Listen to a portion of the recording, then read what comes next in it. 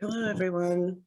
Thank you for joining us for Hi. this HidMed chat, part of our Do No Harm series discussing transgender healthcare equity and how we can fight the recent legislative actions that threaten care and services access for this patient population. My name is Dr. Neecey Hudson, Chair and Science Director of HID Medicine Initiative. My name is Jonathan White. I'm the co-founder and director of policy.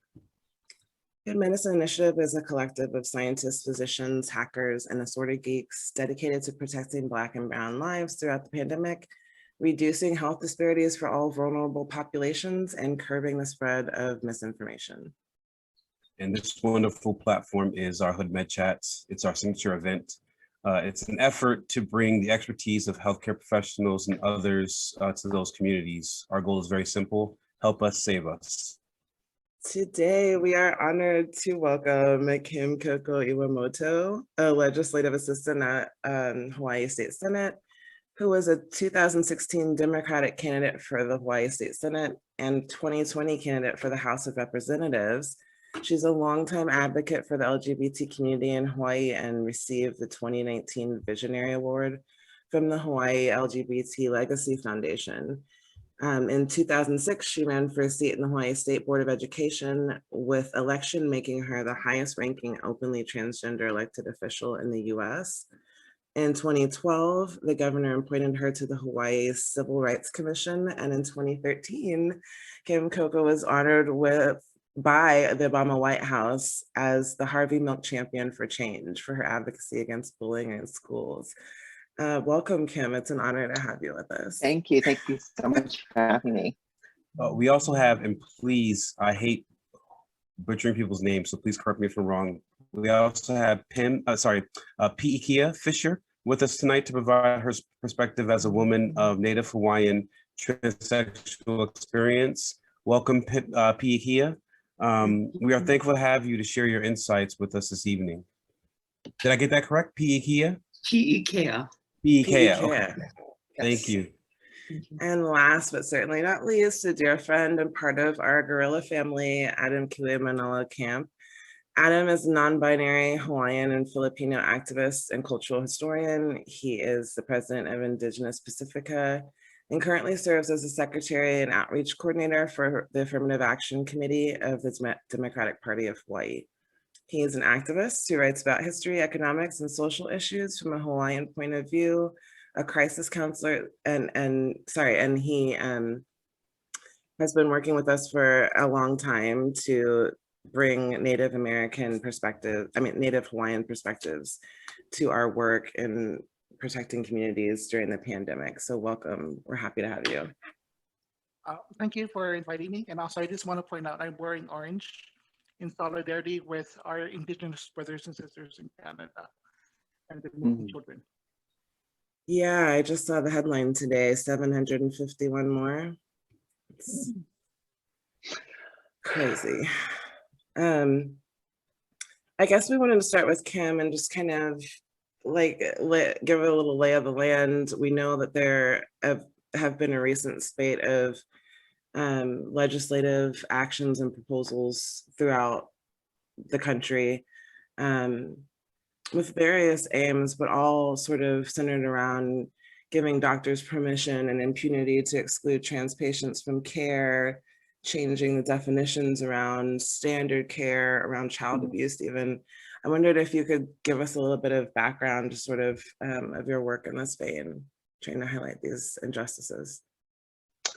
Well, I haven't necessarily been working specifically today on these issues, but I have been tracking it since 1993, when I first started getting active as an activist. I was part of a group called Transsexual Menace. I was living in New York City at the time. I had been discriminated in my workplace for being trans.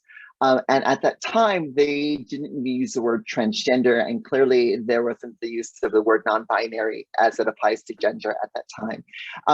We went down from New York City, a whole bunch of us went down to Washington, D.C. to protest the withholding of care, of medical attention from a woman named Tyra Hunter. She's a Black trans woman who was in a car accident. She was laying in the middle of the street when paramedics arrived. They started treating her wound, which was in her leg, and they cut away her pants, and they realized that she was trans, and they backed off, and they were heard by witnesses that when they said, oh, that's a guy, and they stopped giving her care, she eventually bled out in the middle of the street and she died. So we were there to protest that that trans lives matter, that Black trans lives matter. This one woman specifically, we protested at the mayor's office that wasn't acceptable. The end result of that story was that her family was able to sue on her as her survivors, and they were able to get a really large settlement that did make the news, and it put everyone on notice that withholding medical care because of your bigotry and ignorance is not acceptable, and the impacts will be felt financially by the governing entity. So that's where I started off. So clearly, access to healthcare and it has life and death consequences, and so that's where I started, working around issues of public accommodations, equal access to public accommodations, including, health insurance. So one of the when I served on the Civil Rights Commission, by that point we had already passed or changed our state laws so that trans people were protected in terms of what kind of services and goods you get in the stream of commerce. Clearly, healthcare is sold in the stream of commerce. It is a regulated industry. So when I was serving on the commission, we were hoping that a member of the community would stand up and challenge what was going on at the time with our healthcare providers, with insurance companies, that at the time blatantly said in their riders that there was an exclusion from coverage for anything related to transgender people, even though the same medical procedure is being used for cis people, like hormone replacement therapy, mastectomies, vaginal reconstruction. All of these services were being provided, but if they were to be provided to trans people, the health insurance said absolutely not. Since that time, the health insurance companies have removed that language from the riders. However, some still will not cover certain things, and there's still some resistance, and that needs to be addressed. So there was a bill. I worked for one of the state senators here, and so there was a bill that turned into a resolution to address some of this head on. I still feel that if we had a claimant, which it's hard to find the right person to file a claim, but if somebody does come forward against a particular health insurance company, there could be more traction and more standing to hold people accountable to the laws that are currently in place in Hawaii, because laws are only as good as people are willing to hold them accountable and enforce them. So right now, I feel that there is sufficient laws to make sure that everyone in Hawaii is covered and access is accessible. Our healthcare access is available to everyone.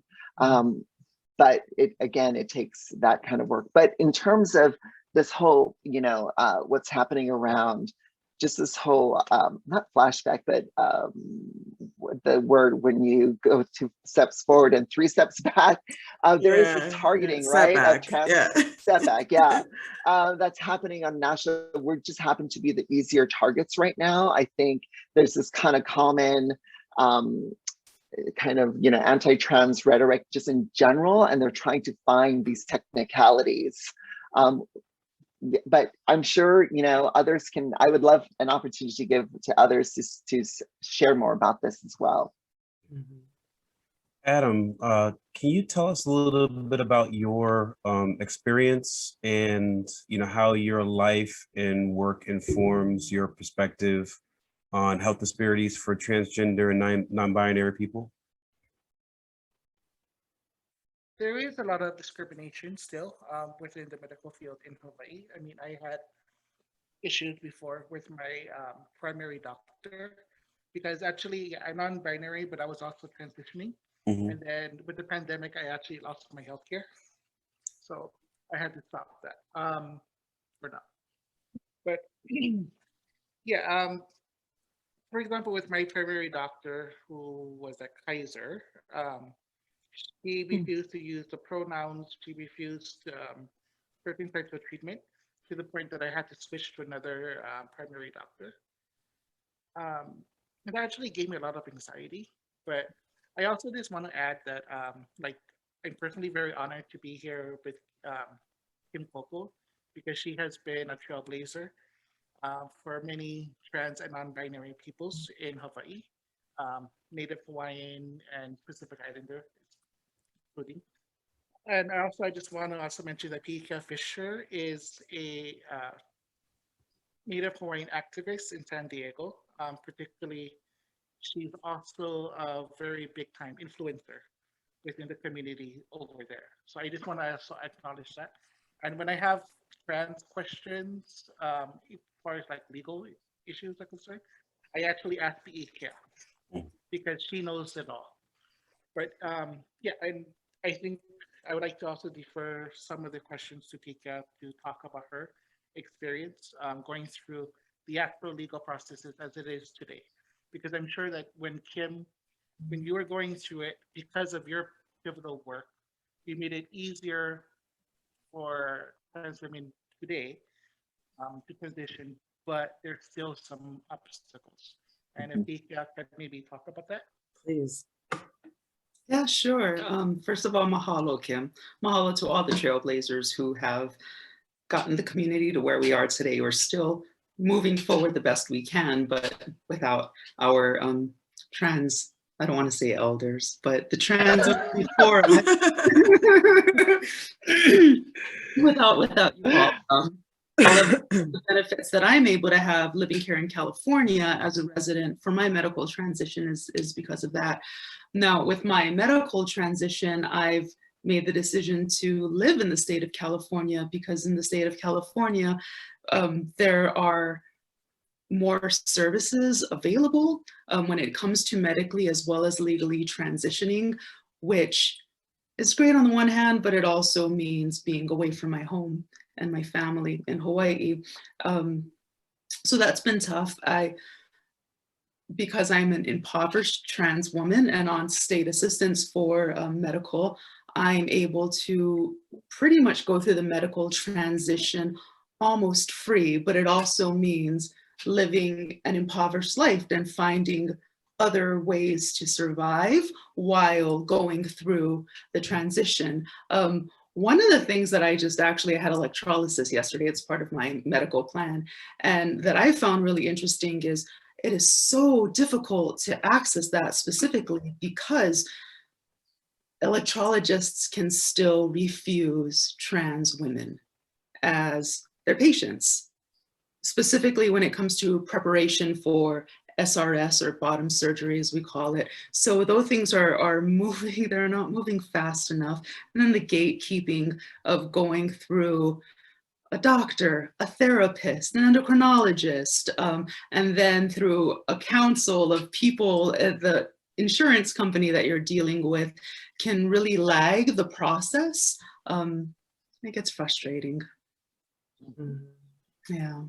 I wonder, oh, go ahead. Sam. Well, I feel like one thing that people don't really, let me digress for 1 second. You know, I'm not a part of the community, and so I really want to make sure I let you guys know if there's something that we say that doesn't conform with the proper language, please correct us, because we want to get this correct and we want to inform the people around us the proper way to refer to folks, you know, in their dignity.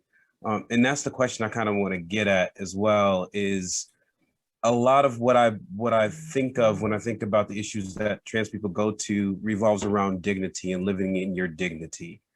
So can you talk about the importance of, you know, living a life in dignity and in a way that people who don't understand trans issues may be able to relate to? Can I answer that? Yes.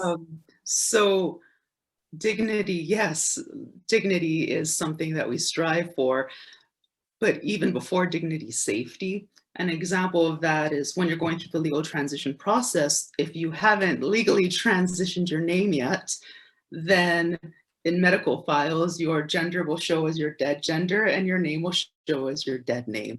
I have an anecdote I'll share. When I went to one of my appointments, I was sitting in the waiting room and the person who called me to go up dead named me. And in dead naming me, that person drew attention to me. There were gentlemen in the waiting room, did my appointment and everything, and I got followed home after that. And so when I learned when I would check in with the medical staff that yes, the dignity part is very important for us because we are humans and should be acknowledged as that, but also why it's so important is safety. Things could have gone really bad because this person now sees that I'm trans, no longer sees me as a human, and has intentions, follows me home. All that could have been avoided if my name would have just been used. So that safety and dignity are huge for us. And most of us in the community who are going through the process, safety and staying alive is paramount and the first thing on our head versus like policing language. Mhm. Yeah. I'm glad you said that because when we all talk about the oppressive society in which we live, we don't redirect enough emphasis on the threat that we all exist under. Maybe not equally, but safety is an important piece. Why? Because we live in a society where someone would follow you. Like we live in a violent, white supremacist, depraved society.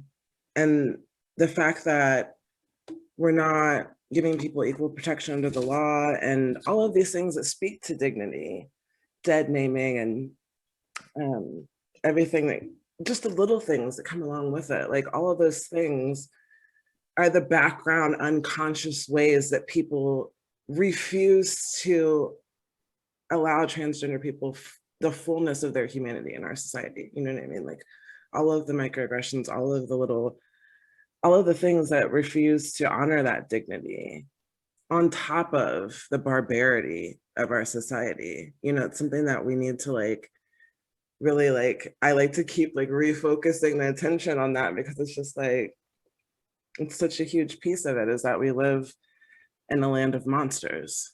And yeah, so that's my digression. Yeah. That, you know, that story is very powerful because when you put in perspective that only 14 states in the United States prohibit gay trans panic as a defense to mitigate murder or assault upon a trans or gay person. Yeah. Yeah. Yeah, Exactly. I mean, and most of the things that qualify as hate crimes end up getting charged as misdemeanors. And they could be devastating, but it's just not something that rises to the level of anything, really. I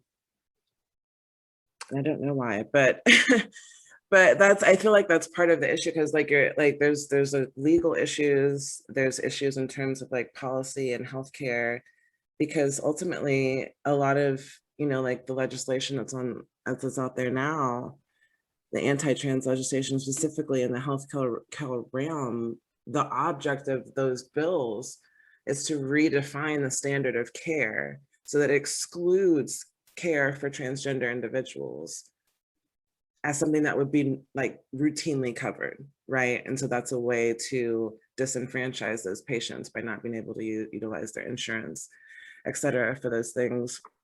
But then there are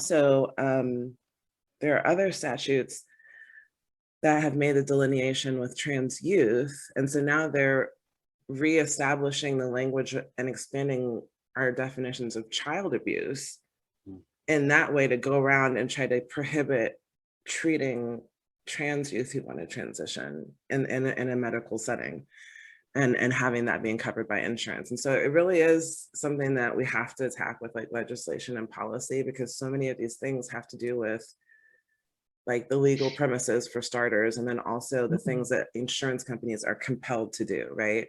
I mean, Kim, would you agree with that? Yes, and so much of the work we do around justice issues is so local. I mean, the fact that some states allow certain affirmative defenses to murdering trans non-binary people, and other states, have a more clear, or have a different take. It's the work usually of the local community, and that work is really important. And it's what happens is that obviously we're not a monolithic experience here, and so the work we do within our own communities is so important, and to empower each other is really important. But yeah, it's really hard because we're fighting certain battles and certain fronts in certain communities, geographical communities, Right. and then yet other communities are really challenged by it. But what we do know is what gains made on the federal level, usually it takes a critical mass of states to get on board. And usually for some states, it takes a critical mass of certain counties to move that state to have a certain awareness and consciousness. And then those states kind of start spreading out, and then they kind of create a critical mass. So it is a movement that needs to continue, but it does come to the local, to the one-on-one conversations. But what also then becomes a game changer is social media like TikTok, and the kind of calling out or calling in on social media, and that everyone, like, I'm imagining, Ikea, if that happened today, and if you were at a social media following and you kind of talked about it to this one medical office, and even though you just shared your story, you shared what medical office you were at, and it started spreading on social media, they might get enough pings, and the staff there might come across it and go, wow, somebody had this experience because we used their dead name, and wow, it could have had really serious consequences. And imagine all those other doctors' offices who are reflecting on that and going, wow, that's so interesting. And it's not that you would have to go into every office and do the training. It's like everyone who cares about and who is affected by it. Like when you shared that story, PK, I was like, whoa, this is a really concrete example. And just that one splice of storytelling on a social media platform can have such a huge impact on a very local experience and a local level. So how do we do that, right? I mean, because obviously if we're comfortable being on this Zoomcast, that's going to be then publicly available. Obviously, we feel confident and safe enough, or willing to take the risk enough to share this perspective. So yeah, how do we, anyway, that's just a thought, because I've been looking at social media more recently and how things go viral and how people get the message directly, and it can really create change, because one person was willing to call in or call out a very specific person or entity and let other people witness that conversation or that impact. So maybe that's another way of doing it, that we don't have to do all these trainings. But speaking of trainings, I was at a statewide training for people who provide adult service providers who provide care to LGBT youth. And on this panel, I was moderating, on this panel was a family court judge who actually said, if there was a foster family or even a biological family that wasn't affirming of this young person that they had in their care, that they would actually move for, they would call in Child Protective Services. They would support the child and their need to feel safe and affirmed. Yeah, so I thought that was really amazing to see how far our community is willing to go and how this sitting judge was willing to say that, just put it out there in public, that would be alarming to them. And knowing the suicide rates, the self-harm rates, how it impacts them in education and the prison, school to prison pipeline, how it impacts their every aspect of them, and to not feel safe in your own home. That would definitely be, like he said, like the judge pointed out, that would be definitely a form of negligence or abuse. So to flip the script on this idea of what is abuse, to really look at it in terms of a responsibility of care. Mhm. That's so deep. I think one of the problems that folks who aren't in the community and sort of resist trying to understand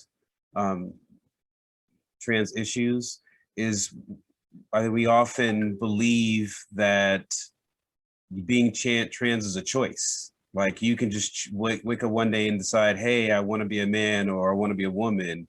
And I think that really blocks people from understanding what you deal with on a regular basis. And at such an early age, in trying to fight what society is telling you you have to be and what you need to do, from what your body and your soul is telling you about who you are as a person. Can you talk a little bit about that, PK? Sure, totally. I love Laverne Cox. I listened to her podcast, and she talked about how trans women are 0.03% of the population. So 80% of people have never knowingly met a trans woman. So when people think about transgender issues, they think about whatever talking head they watch on television, and they see, or they have this interpretation of us as political warriors, and many are, but the majority of us are just trying to live our life, get through our transition safely, and stay alive. So I think about that aspect with it. I think also a lot of cisgender people are afraid of saying the wrong thing and being, whether it's canceled or called out for it. But most trans women I know come from a place of what I like to call compassionate assumption. Mm. So, sometimes people, use the wrong pronoun or dead name. I look at it as like jumping rope.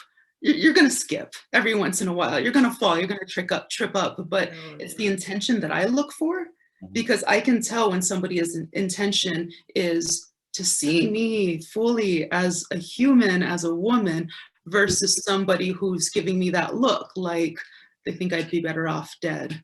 Mm. Yeah. So. Yeah. And that's, I really hope that that's what people are getting from this, is that, we, for whatever reason, we don't have the capacity yet for like compassion on a societal level. Obviously, we're actually going the opposite direction, right? In terms of our national consciousness and how our interpersonal human relationships are, especially now. And it's, I feel like people don't, that's part of the issue, like you were saying, Kim, with like, there has to be like sort of a communications piece too, because what we're really trying to do is not just change, laws and policies, but hearts and minds, right? Because just like we've been discussing for months now with like racism and bias in medicine, it's kind of the same thing. And I think we as a culture, just presume that doctors are, there's honor in that profession, no matter who is the practitioner. And it's just unfortunate, because it's the one profession where you can still bring your bias in the exam room, and it harms patients from all sorts of vulnerable populations. And I feel like the best thing that we can kind of do is start that messaging, because right now, the way that I don't know, the way that humans in general just regard people who they feel like, in the, if we're like talking about a privilege pyramid or a spectrum or whatever, you know, like people who are closest to privilege never look down the other way and figure, oh, I need to help those people too, or we need to get rid of this whole pyramid in the first place. You know, like the closer you get to privilege, the more you're just focused on maintaining your place. And then that's like this trap where we feel like, you know, we should be progressing in terms of being more enlightened and compassionate as a society, but we're not, because our society is still structured around power. And in this case, it's white supremacist, you know, patriarchy. So like, I think our challenge as allies, all of us, is the same thing that we ask of white people, right? You know, like, go talk to your people, like gather them together and help people understand that how you acting is not okay, you know, and that's our burden. So anyway, but yeah, so it's like, it's a part of it is, you know, retraining medical professionals, like making sure that we have laws that protect people's rights and healthcare provisions, but it's also about changing hearts and minds, because I, you know, we can do all that and then people can get access to the doctor and go in the exam room and still be harmed and humiliated, you know what I mean, with all the laws in place. So it's like, I feel like it's like sort of a holistic thing that needs to happen, I suppose. Right. And things are happening systemically as well. I mean, I don't know if you guys remember Thomas Beatty, the pregnant man, a trans man who got pregnant and had faced so much healthcare discrimination. He's legally male. He has a uterus. He was pregnant and could not get the kind of test because the code of that was attached to his for the insurance claims wouldn't allow, like if you're an M, then you're not allowed to get, you know, ultrasound of your uterus, or, you know, I mean, there were disconnects that the system had to change for one person, and then more people who are saying, no, you cannot code me female, because it's going to create a whole bunch of other problems. Just don't let the computer programming, don't let the software engineers keep me from getting the medical care. Like, you guys need to do what you need to do to get everything in alignment and make room for more bodies. And that's key. I was, you know, you know, the idea of compassionate, what was the phrase you used, PK? Compassionate? So good. Compassionate assumption. I love that. And, you know, as you know, unfortunately, I think there are a lot of people who are comfortable in their ignorance, but we do have a lot of allies who don't know how to express that they're allies, who don't know how to let it be known. And because I think I am publicly known, people do reach out to me, and there were these two women gynecologists who did set up a meeting with me, and they were like, we want to serve the trans community. We imagine wherever they are in the spectrum, they may need specific gynecological care. We want to make sure that they know that we can serve them. How do we do that? And so we've started that conversation. And, you know, and also here in Hawaii, Planned Parenthood has been proactively reaching out to serve the trans community, to provide hormone replacement. And so they actually, and they're not doing a very good job reaching out to the community either, because they told me they throw out tons of hormones that aren't used and they expire. We also in Hawaii, we have the Lavender Clinic, which is specifically set up by a trans physician to serve the trans community. You know, they're a nonprofit, and they're still dealing with all the challenges that nonprofits, you know, kind of have to struggle through.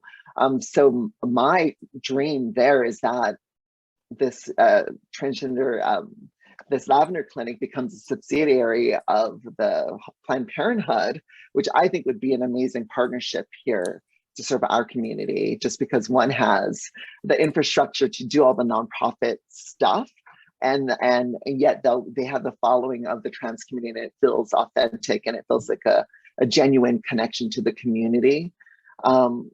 anyway, so there are little pockets of allyship that wants to be expressed, and again, we just have to network around who the best physicians are, who's really willing, what offices are actually trained.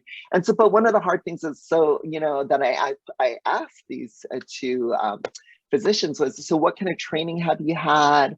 What kind of, how's your office? I mean, have you done all that setup so that if somebody comes in, they're actually all along the way, it's going to be safe? Or is it just you, an island in the sea of safety, and we have to swim through the sharks to get to you? You know, like there's so much to think about. And so it's really about the community, you know, being vulnerable to each other to say, I don't know everything. How can I make sure that I do create a safe space and don't unintentionally injure somebody, you know, because we're dead naming, because we're not using the correct pronoun. All of these things, there is, and then who's tasked with that work, right? So, you know. I kind of love this lavender clinic. We might have to reach out to them. Yeah. So cool. I know, you know, recently with the pandemic, that transgender non-binary communities have been affected in unique ways, including obviously risks of exposure, and the adverse outcomes, delays in access to gender affirming care, and sort of diminished access to social support, obviously with social distancing. So I thought maybe, Adam, if you were comfortable, I wondered if you would speak a little bit more on what it was like for you having to sort of have like a discontinuation in the transition process, as it were, as you were coming into the pandemic. Well, you know, there's a couple of issues.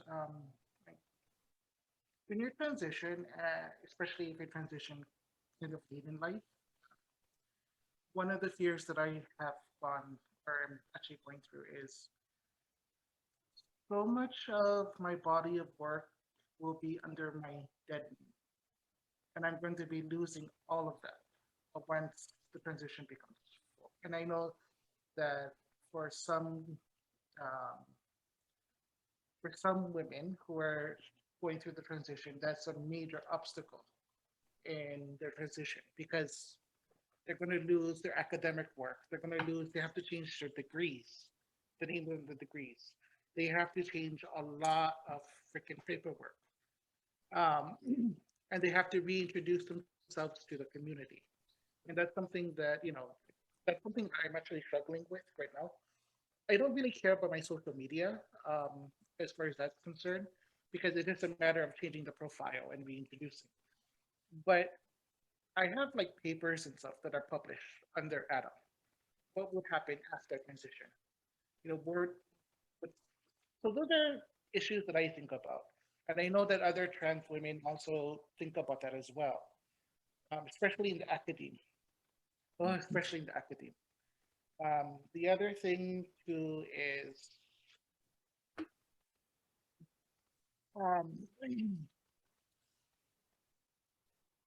professionally, well, you know what? Let me say a little bit. But you know, on social media, although I find that most cases social media can be very supportive, it can also be very scary, especially when you're transitioning. Especially like if you're transitioning and you're an introvert, because people are going to expect that they want.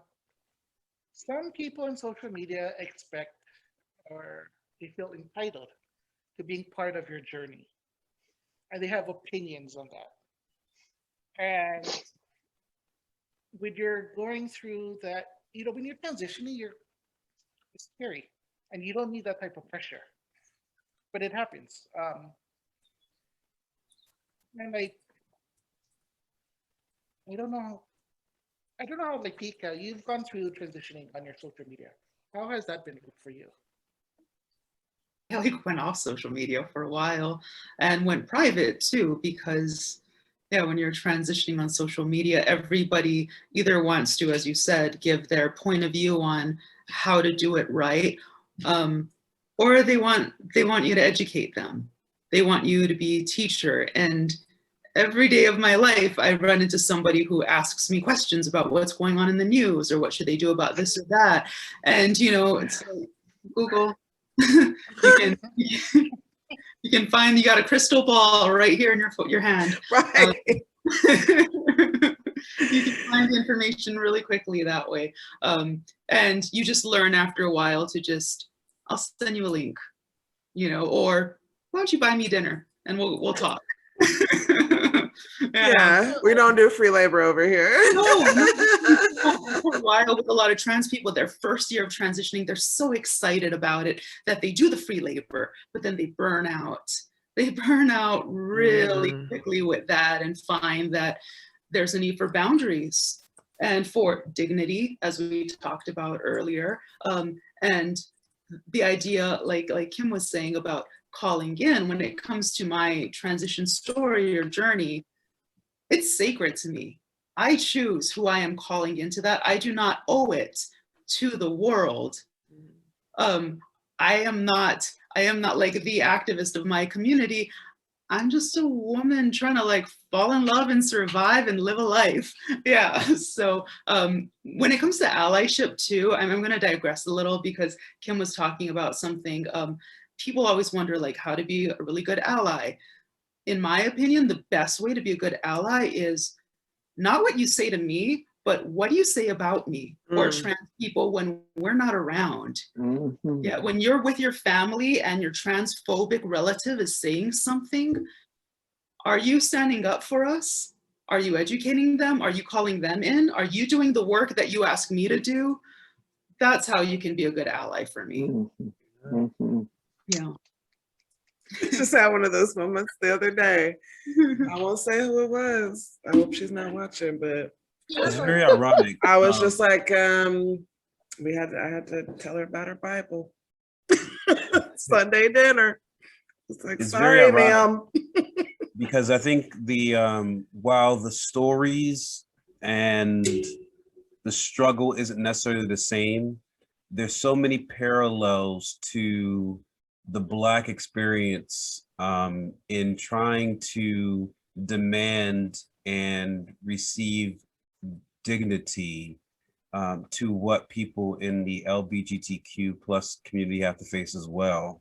And there's such a reticence for some folks to realize that. I think people often want to place a value on whose struggle is more important or whose struggle has been more difficult, when in reality, all we need to realize is that there's an unnecessary struggle that these community in our communities are facing. And our goal, our unified goal, should be to eliminate that struggle, no matter whose you personally value more, no matter whose struggle you're personally a part of. How can we as a society work together to eliminate the unnecessary struggles that people go through in order to be able to live their full selves? I think I think it's partly like though naming the real villains so that people who, as they get closer and closer to privilege, don't put their rose-colored glasses on and figure racism must be over. Like, discrimination is over. Like we have a tendency to, as people like climb, they have amnesia, you know what I mean? And so it's like, you come off with, which Adam has talked about like at length, obviously with regards to like the discrimination between different communities in Hawaii, right? With like the Micronesians and Filipinos and different discrimination. It's like, once you become part of the group, the closer and closer you get to privilege, honestly, I don't know what's wrong with human nature. It's almost like the more you feel like, oh, now I have my own little segment to oppress myself, like now I get to oppress somebody, you know what I mean? And it's just like, we don't have that, we don't all have the right mindset about eliminating the struggle, because once we get past the struggle, we figure the struggle is ended for everyone else down the line, and that's just not true. Like, I feel like we have to refocus people on what the source of inequity really is, I just also want to add something. So like when I was very active with the Democratic Party in Hawaii, I'm not active anymore, pandemic. But just because someone is a Democrat or they claim to be liberal or progressive, it does not necessarily mean that they're not transphobic. Mhm. I've encountered a Native Hawaiian activist who's a trans woman, very prominent, and she said that you're not a trans woman until you're passing. And then, in Democratic meetings, I've actually heard people misgendering Kim. And I've also even heard people who are Democrats calling Kim it. So No. there's the kind of stuff that goes on. And What? that's the Democratic Party in Hawaii. Which also doesn't have a sexual discrimination policy in the party rules, but that's something else. Um, so that kind of stuff goes on. It's not just like, oh, that person is a Republican from the South, so that person is automatically going to be transphobic. Mm. No, it can also happen with liberals. Some liberals are very transphobic. I mean, I can even within my own community, within the Hawaiian community, although we've had mahu for like forever. I mean, since the Kumalipo, since the birth of time, there's a lot of homophobic and transphobic Native Hawaiians. And that's something that we have to also deal with. And the other thing being in our position is that sometimes we just don't feel safe with, well, how do I put it? I feel more comfortable with BIPOC doctors than I do with white doctors sometimes because there's some certain cultural things that they may not understand, and I don't feel like having to explain it all the time. And also, I don't feel like having to be cis-plain, where cis people will tell me about the experience of being a trans woman, and I get that a lot. Like, I don't care, like, what your manao is about that because you haven't gone through that. I want to hear from another trans woman what their experience are. And I also just want to say that, transitioning from the gay community to the trans community, oh my God, it's like night and day. It's so different. The trans community in general is a lot more collaborative. Whereas within the gay community, especially in Hawaii, it's very competitive. And that's another thing too, is when you're transitioning, and this is something I would recommend because this is something also Pia has also told me about, and I followed her advice. Being open to community, um, transitioning with other people within your community is extremely important. And just talking story with other trans women, and you get to know their experience, their tips. I mean, yeah, I mean, I like to, also reiterate what Pia has said that transitioning is her sacred space. And that's how it should be for all trans women. It should be our sacred space. It shouldn't be, something that we have to share to the world all the time. People also need to do their research, and people need to also learn and listen. I was gonna actually go back to PK about that because, I know you had mentioned sort of protecting your boundaries in that space, and I wondered if you could say a little bit about, you know, protecting your mental health and like what Adam was saying, trying to find community to build support as you go. Yeah, therapy. I Yep. I see a therapist at least once a month, and I'm on her wait list in case anything pops up or open. Support groups help too, and also finding mentors in the community. I'll share another story. When I was first beginning my transition, I found mentors who had been transitioning for decades. And I was having a hard time accessing hormone therapy because the way I was expressing and reading to the world was masculine, not feminine. But here I am, I'm a transsexual woman. I just, I'm trying to find my way. And by having this sense of community with other trans women, which So the story is kind of problematic, but it also shows the power of community. So I was told, here's your problem. When you go to the doctor, you have to present as feminine as possible. Lashes, lipstick, wear a wig, show them what they want to see, because most of the doctors are going to be cis white men, and their concept on what a trans woman looks like is usually rooted in porn. Wow. Yeah, so I did that. And that's how I was able to kind of fast track my transition. It'd be funny to me. I think like, wow, I'm getting ready for the doctors more than I'm getting ready for a date. And, but then again, if I didn't have that wisdom from the elders in my community, I would just feel lost in the process. So I know that speaks to a couple of different issues. Sometimes when it comes to boundaries, it's an everyday active practice that can be tiring. You do your best. Yeah. Kim, what do you think about how do you protect your mental health? Maybe from the perspective as an perspective as an activist. How about a good offense could be a good defense? I'm just saying, because actually a lot of the comments that Adam mentioned that they heard said about me, I've actually never heard to my face. And I no, that's great, because truthfully, I mean, what's interesting is I don't care what thoughts you're having about me or what you're saying about me to other people, but when you speak to me, you better step right. You know what I mean? Like, you need to come to me right. I mean, and so I haven't really had those kinds of encounters.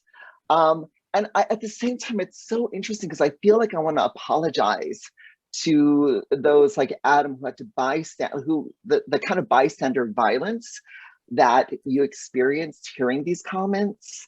And I've had this experience even, with the amount of press I've gotten as a elected official, where people do go after me in certain media channels that I'm not seeing. And then that community feels like they need to push back on my behalf.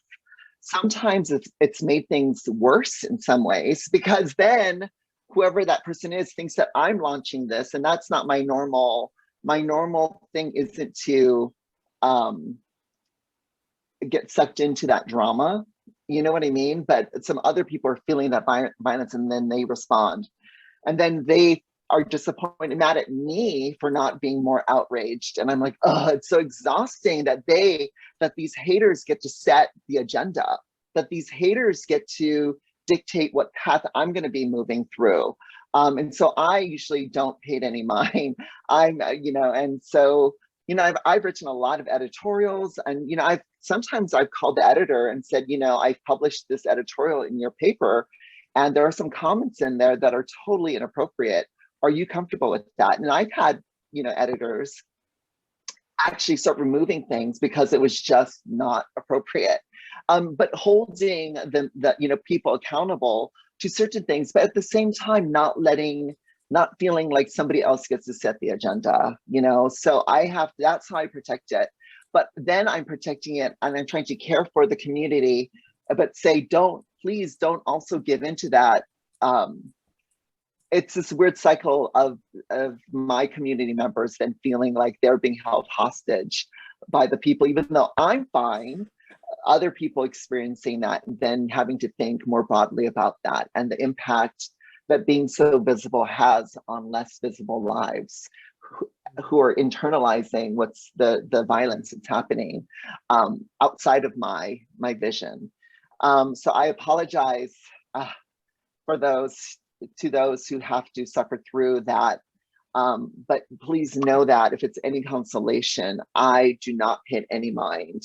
And that's how but I've had that ability as a really young person, where I've actually always felt that when people were coming at me with negativity, I always took it as a symptom of their internal pain. Had nothing to do with me, other than the fact that they felt that I could, it's like they're asking me to carry their pain for them And oftentimes I'm like, no. Sometimes I can. Sometimes I know that what they're doing is, it's kind of like when like on a playground for little kids, the bullies actually are giving you a lot of attention in a way, saying, but then so are people who, you know, this kind of archetype of somebody who has a crush on somebody else. They start off being kind of mean just to get their attention, but really the feeling inside was attraction, right? There's this kind of duality that you kind of have to balance and measure. And yeah, so and in those moments too, like how do you act, you know, move forward with grace, but also preserve your own kind of not letting them again set the agenda for your trajectory. Yeah. I don't know if that answers your question, but no, yeah, I'm like, I need to take some of those lessons for sure. Yeah. It's, you know, it's kind of, we talked earlier, or I think Dr. Hudson mentioned, you know, the sort of privilege pyramid that we exist in. And, you know, for me, I'm doing a lot of thinking as this conversation is going on, because I'm, you know, I've never had the privilege of being in a space where I've had to learn about and understand issues that trans folks have to deal with. And listening to this, I'm, you know, recognizing that, you know, on that privilege pyramid, trans people are often at the very, very bottom. And so I wonder whether or not, you know, there are issues, as someone alluded to earlier, in the gay community with white gay folks and Black gay folks. And sometimes, you know, white gay folks are, you know, Black gay people are invisible to white gays and the issues that white gays, you know, push forward. Is that a situation that you find in the trans community as well? Or is the fact that you guys, I apologize. Is the fact that you all have to deal with, you know, so many issues, you have to be a united community, you know, in the trans community, that you don't have these different segments in the trans community that sort of battle with each other? I'll answer that. Yeah, we do. We're finding a therapist who can give us adequate therapy on dealing with transphobia, misogyny, racism. I mean, it's kind of like, it's really hard to find that. And when you do, that therapist is in high demand, and getting on a waiting list for somebody who can help you work through this and improve your mental health is so difficult. A lot of trans people find that they're the ones educating their therapist and their doctor on their experience rather than getting the help that they need. And that can be so frustrating, so frustrating. And so, yes, in the community, it's, if you can't find community, then it's almost like you're out there alone. And it's so sad, because we see so many people just get crushed by that. And so I'm so glad to see platforms like TikTok. I discovered TikTok in the beginning of the transition, of the pandemic last year. And I have kind of created my own following of people going through the process, especially like, I'm luckier because I live in a big city in California, so there are more trans women. I talk to trans folk in general on TikTok who are alone in Arkansas or alone in some Midwest state, living with their religious parents and contemplating if life is even worth it. And so finding community, like to answer the question about mental health, finding community is like the only way through it until things improve in the system. I wrote a post today on Twitter because there was a story that was trending about a 10-year-old child who in Atlanta whose parents had shaved the word gay into his haircut as a way of shaming him. And a host of a radio station was talking about how when kids are in this situation where they're being shamed and traumatized in school and then being traumatized at home with their parents, oftentimes they find their way, themselves in in situations with criminal or sexual predators, because there's no other doors for them to go through. And I made the comment that for some of those kids, there is no door. Their only option is death. And they feel like that's the only option they have available to them. And, you know, they want to get away from the constant bullying in school and the constant trauma at home. So when you say you have this platform and you are able to reach out to folks who don't have the outlet you have in this large city, I mean, that's so important. And people need to recognize that when you are encountering someone who's trans in your city and you leave an impression upon them, that may be the significant and majority of the impressions they get in their lives. And if you can't leave that person in a good space after that encounter, you know, perhaps you put on another block of weight that they absolutely can't handle at that moment in time. Yeah. So we have to take into account how we interact with people as human beings, and realize that not everybody has an outlet to escape from the ignorance that you brought into their lives. Yeah. Yeah. Anyway, that was so powerful to me. Sorry. And like somebody in Arkansas or Iowa, you know, watching your TikTok, you're changing their life. You have no idea. You're saving people. Yeah. Thanks a lot, Jonathan. Can't make it through one. Anyway, no, yeah, it definitely makes me feel like we need standardized or like basic standards of care, because obviously providers don't know what they don't know. And it shouldn't be up to transgender patients to educate their providers about like how to give them adequate care. I know there's a lot of, you know, initiatives now, like Columbia and Harvard and a couple other places like Mayo, where they're looking at like public health initiatives to try to like collect information from patient perspectives to try to like put together like advisements about considerations and things like that. But for just in general, like, are there things that rather, what things do you wish that your care provider knew or could help you with? Or can I share something? I adopted my daughter's 8, and she has special needs, and I adopted her from China. But even working with her pediatrician, I have to advocate for her unique needs. Like, and I hope this doesn't get taken the wrong way, but every single body has kind of like a bunch of unique needs on some level.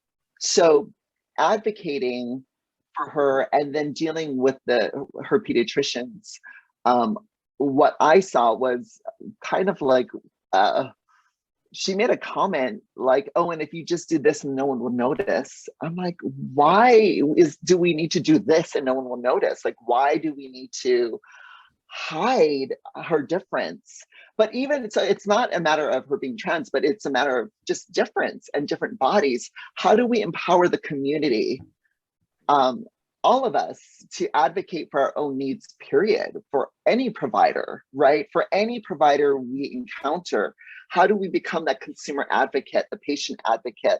And the more skills that we develop advocating for ourselves, and just kind of like demanding, like having that expectation of, I know it's hard, and you get to that point where you can have that, but when you're starting off as in any kind of way, it's hard. But I think it's also this dynamic of the medical profession as on this pillar of that we cannot repudiate, you know, and this is true for academia, this is true for professors, this is true for all of these power structures that don't necessarily serve the student, serve the patient, serve the citizen. How do we stop and not feed into that weird hierarchy, but actually reclaim power through our advocacy? And yeah, and I think that, you know, the skills I've developed in advocating, doing work around transgender advocacy, I now use to do work around prison reform and criminal justice reform, to do environmental, to challenge people and corporations on their responsibility to the environment, using the kind of this advocacy aspect that we've developed for self-advocacy for very limited like medical access, but then transitioning it to my child, to my community, like bigger. And, you know, so even though many of us aspire just to fall in love and be loved and be seen, there's we can't deny the fact that we've developed certain skills along the way.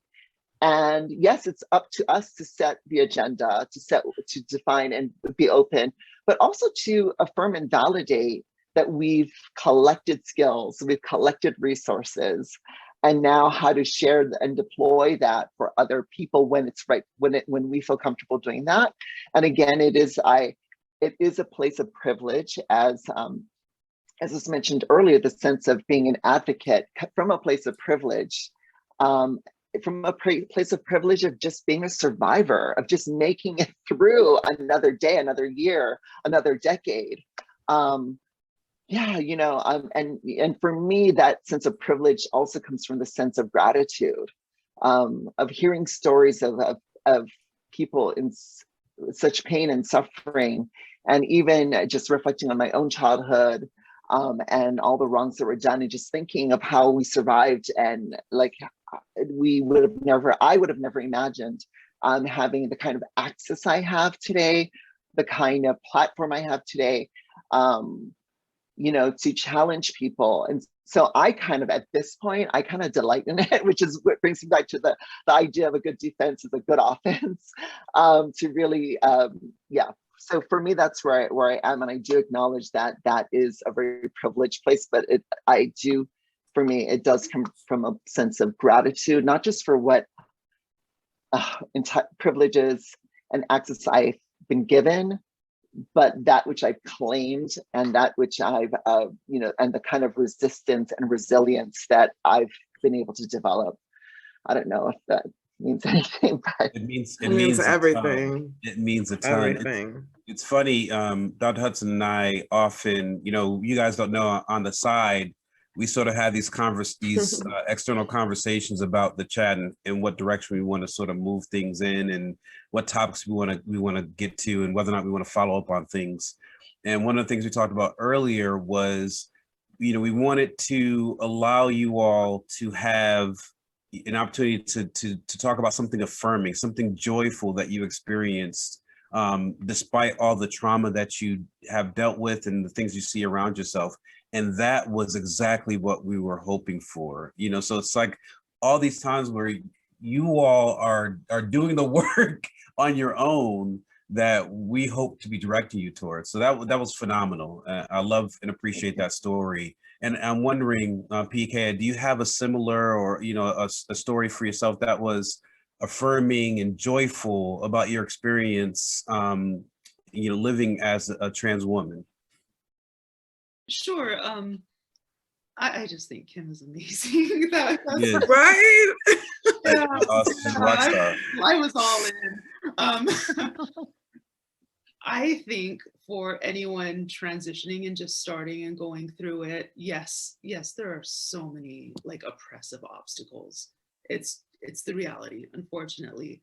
However, once you make your way through it, and if hormone therapy is a path you're going on, when you give yourself enough time and you just weather through that storm, you start to see yourself changing. The person that you've always been in your mind and on the inside starts to blossom and manifest. It's almost like you're giving birth to yourself.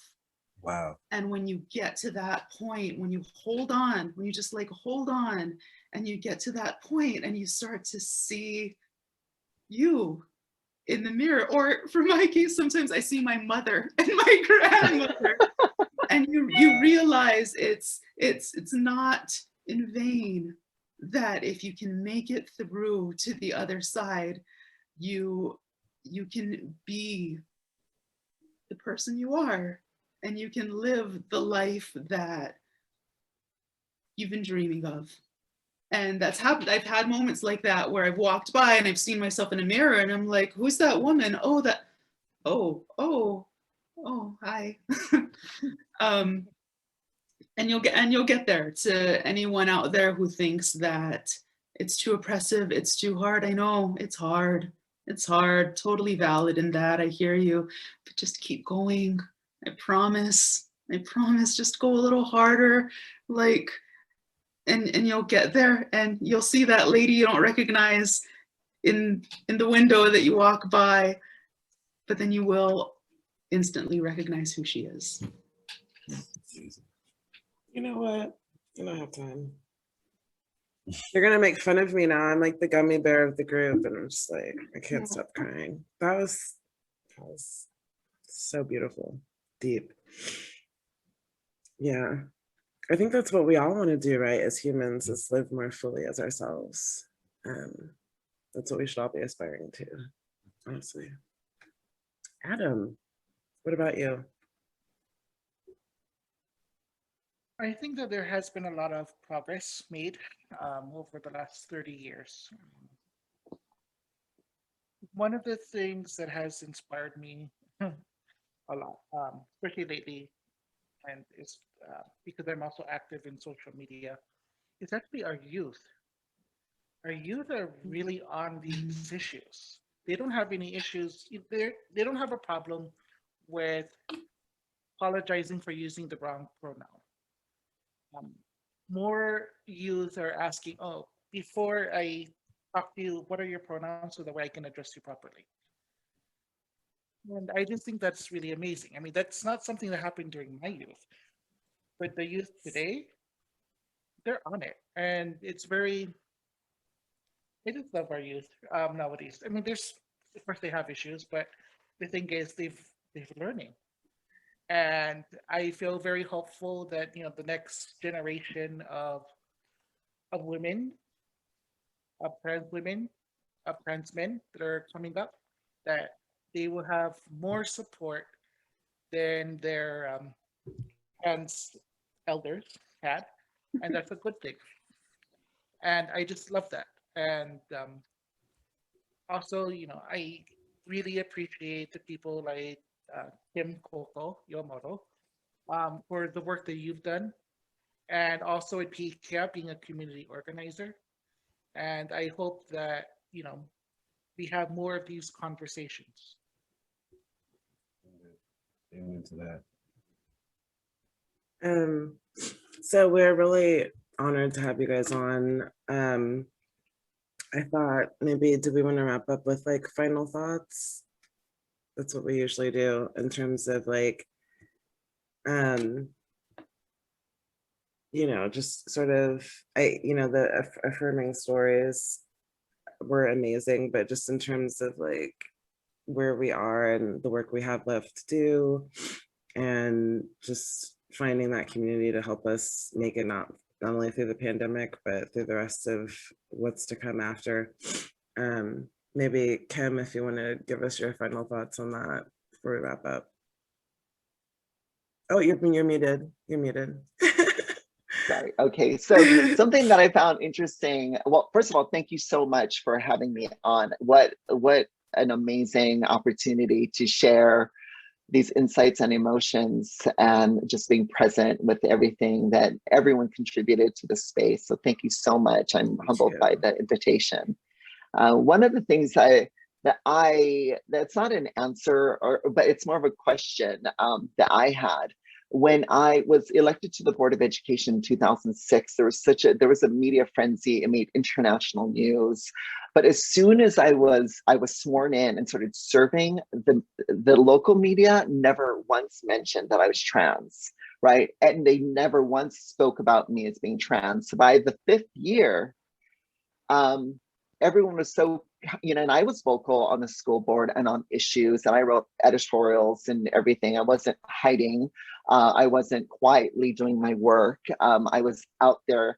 But what happened was, in those 5 years, there were people who didn't even realize that we had a out trans elected official in the state of Hawaii, which is very interesting because no one ever mentioned it in the media, which I thought was very interesting. So I don't know if that is, and you know, and I struggled with that. I'm like, wait a minute, is that a sign of progress? Is that a sign, is that not, am I being made invisible? You know, there was this whole kind of, this normalizing, then what kind of beacon or lighthouse could I be? So I would, so, you know, whereas I met like high school seniors in 2006 who are like, oh my God, you're Kim Coco.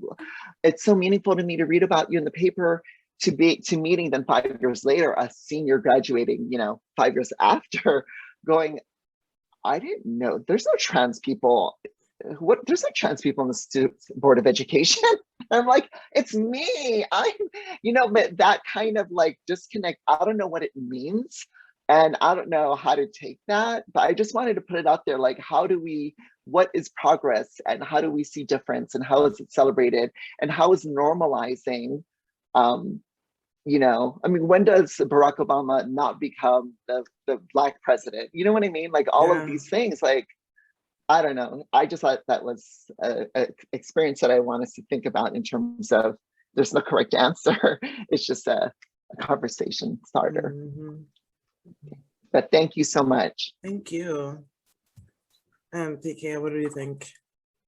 Thank you for inviting me to participate. This is really good.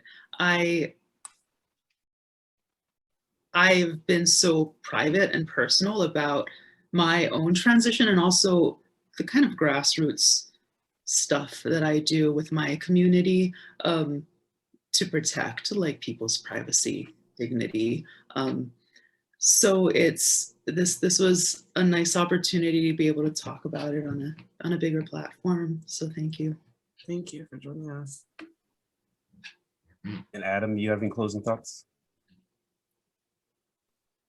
I want to also say, especially to our indigenous, Two-Spirit, Mafu, transgender people out there, especially our youth, that as you transition, or if you choose to transition, you are still the prayers of your ancestors. And no matter what direction you take, it is the right one. It is what the path is for you. And never forget that you are, no matter how difficult things in life can be, remember who you are. That doesn't change when you transition. You're just moving to a better representation of who you really are. And also, again, in dealing with this, I hope that other people who have struggles, especially with the BIPOC communities, that we don't take our privileges for granted, if we have any, and that we always use our resources to help others.